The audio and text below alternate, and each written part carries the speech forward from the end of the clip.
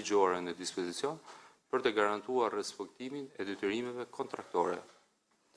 Konflikti që pëmpengon realizimin e aeroportit të Vlorës duhet të kuptojmë që është në thelb një mosmarrëveshje e pastër, civile dhe kontraktore mes dy palëve private.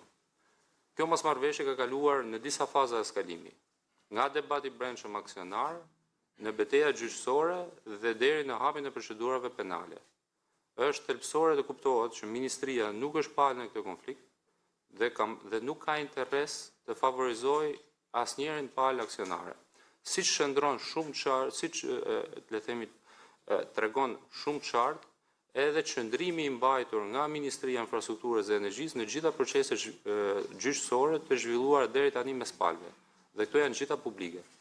Shteti shqiptar ka dhënë koncesionin sipas procedurave ligjore, ka mbikëqyrur zbatimin e kontratës dhe ka ndërhyrë vetëm atëherë kur mbrojtja e interesit publik dhe të drejtës kontraktore e ka kërkuar.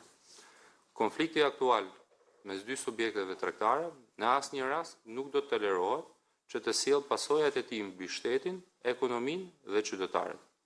Pozicioni i qartë i Ministrisë së Infrastrukturës dhe Energjisë është si vijon.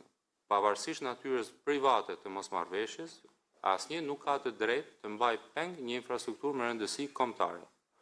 Zgjidhja e konfliktit është detyrë e palëve dhe e gjykatave kompetente, por subjektet duhet të jenë të qartë që asnjë mosmarrëveshje mes tyre nuk përbën shkak për mos zbatimin e detyrimeve kontraktore dhe garantimin e operacionalitetit të aeroportit, që janë detyrime të shoqërisë, të cilat aktualisht janë të papërmbushura.